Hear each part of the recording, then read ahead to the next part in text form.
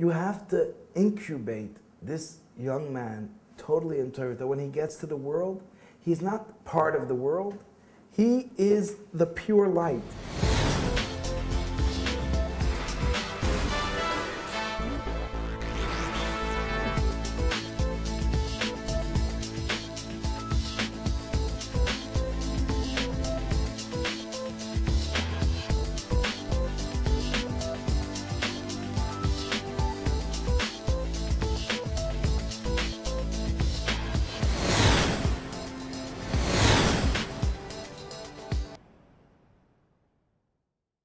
You mentioned Kuntres Eitz Chaim. Isn't that connected with the foundation of the founding of Baba Tomchei Tamima in general? Is when the Rebbe Rashab introduced this concept that everyone who enters Tomchei Tamima is a Chayil Beis David, and they have to make a krisus get with Elam, with like it says Be'ishlei, with Elam Hazeh. How does that translate today? So let's go back a minute and make believe we're living in the year the Rebbe Rashab founded Tomchei Tamima. Chabad lasted 150 years without their own yeshiva. Right. So why all of a sudden are you opening up your own yeshiva? All the good minds and all the yeshivas were caught up in all these new fads and all these new beliefs. And they were totally distracted from Yiddishkeit. The Rebbe Rashab said, I need to create not another yeshiva. I need to create a West Point that I can develop officers to go out there and fight against this tide. The Rebbe Rashab explained, entering this yeshiva, this world became your mission, not your friend. You're here to keep up the foundations of Torah. He said that's going to be for about 50 years. And then he said you're going to enter a new era. And Mashiach is not going to be popular. They're called Cherfu Ikvos Mashiach, it says in Tehillim. These are people which they're religious with white beards. But when they hear the passion, the urgency and the mission about Mashiach, they sort of shy away. They say, this is not for us. That we should be able to bring that mission, urgency and sensitivity to the reality of Mashiach. He says, I need a special group of soldiers. A soldier not to the exclusion of learning. To be a healthy soldier, you have to be learned. To graduate West Point, you have to be far more educated than your average college graduate. Right. Your day-to-day schedule is more rigid. Right. So when I say I'm a soldier, that doesn't mean I'm not learned. On the contrary, it means learned in the most invested way.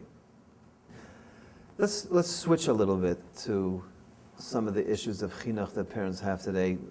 As I understand it, Chabad is one of the, if not the only, educational system, at least in North America, that has a concept of learning Taharas Hakodesh, only Torah subjects. Becomes a clash and an issue with what about the other subjects for Parnasa and all the questions that parents usually have.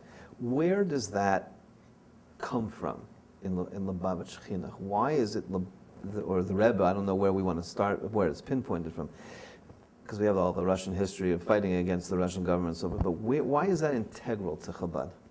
If you're going to go on shlichus and you want to elevate people, you have to be pure. Purity comes from Torah. Right. Because that's God's wisdom. You have to incubate this young man totally in Torah, that when he gets to the world, he's not part of the world, he is the pure light. The purity that comes exclusively by learning Jewish works is what is needed for the success on shlichus. In order to be a friend of the people in our city, we don't have to learn Torah a whole day. If we want to free or elevate the people of our city, that we have to be the pure representation. That's a very important thing you just said.